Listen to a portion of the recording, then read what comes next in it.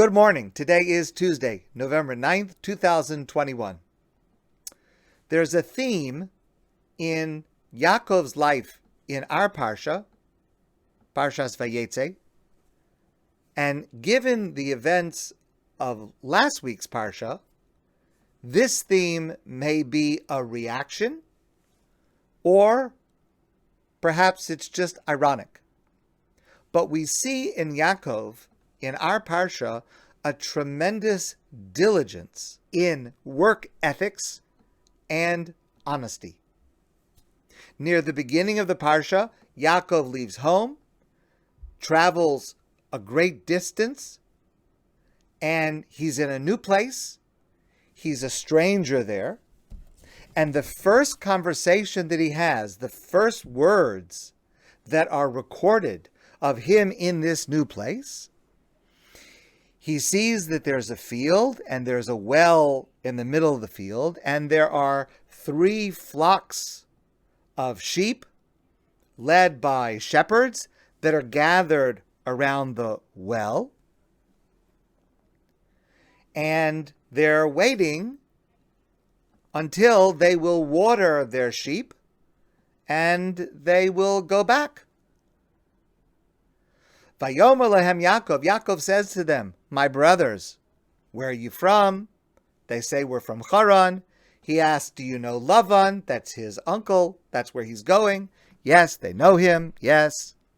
Vayomer, and Yaakov says to them, again, the first conversation with strangers, Hein od hayom gadol, lo eis hayasef hamikneh, hashku atzonu l'churuu.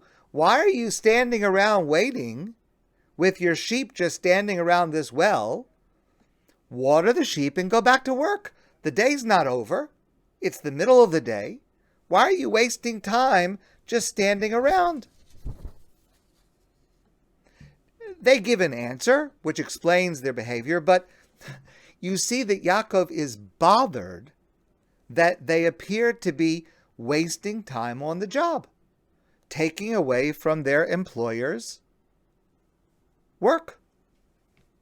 Near the end of the Parsha, Yaakov is scrupulously careful and honest in his financial dealings with Lavan, and he is literally the textbook example of employee-employer ethics.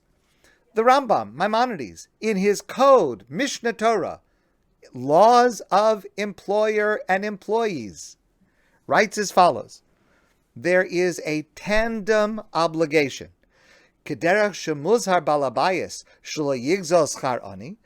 An employer must be scrupulous about treating his or her workers properly, to pay them on time, not to delay their pay, to be very careful in how he treats them.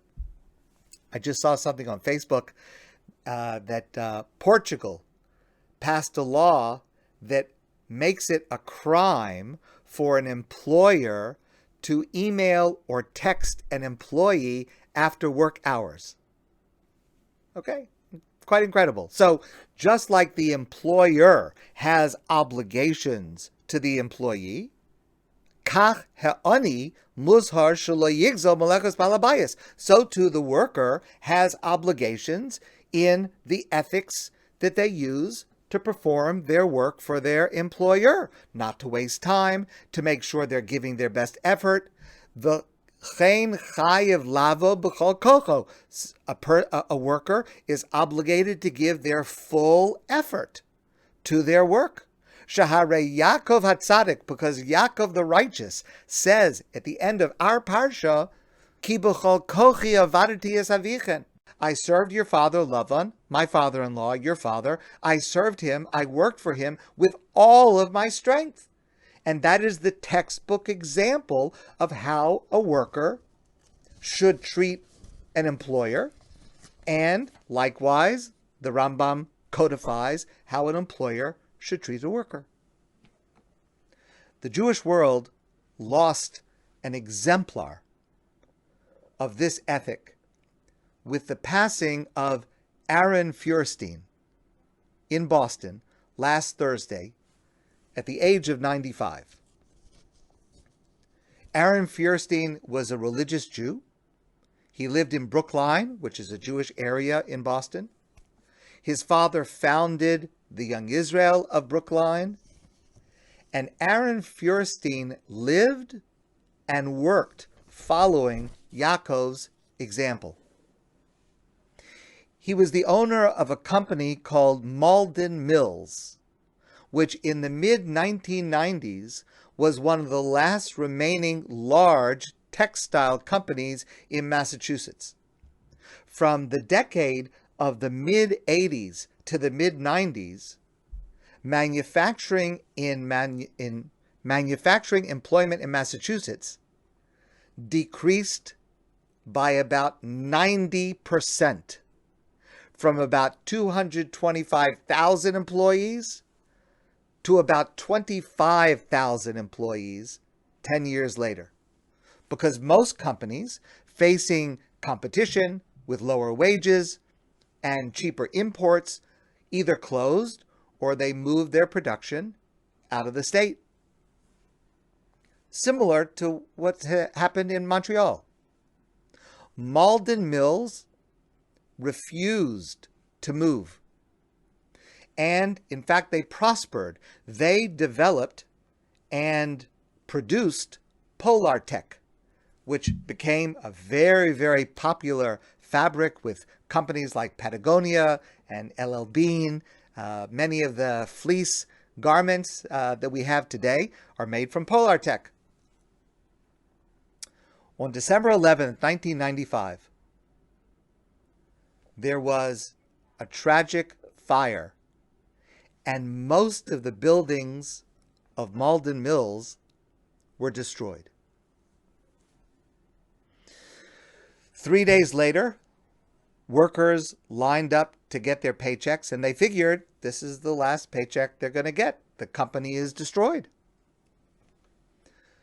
Aaron Feuerstein was there personally to hand out paychecks and to hand out holiday bonuses and to make a pledge that he would continue to pay them even while the factory was idle.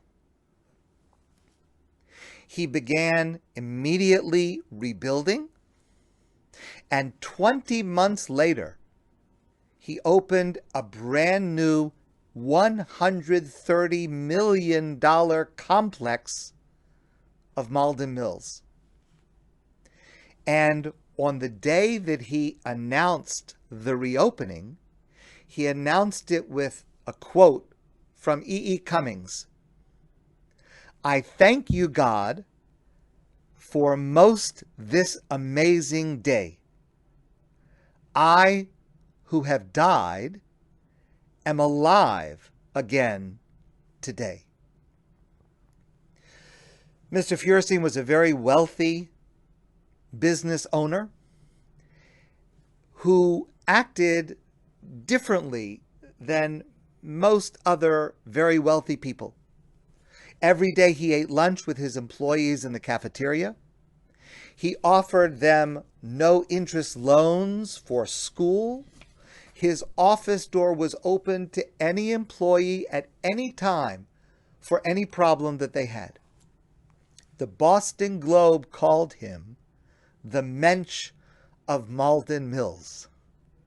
In 1996, he gave a talk in Amherst, and he said, "The basic idea that you can't serve the interest of the shareholder and the worker simultaneously is foreign to me.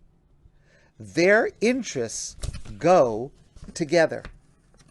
When the fire occurred, he kept paying his workers, plus holiday bonuses, and he said at the time, "I'm not throwing 3,000 people out of work 2 weeks before Christmas." He said that he was guided by Jewish tradition. When all is moral chaos, this is the time for you to be a mensch. Aaron Feuerstein sanctified God's name throughout his life. And remembering him and his values brings us blessing, walking in the footsteps of our patriarch, Yaakov.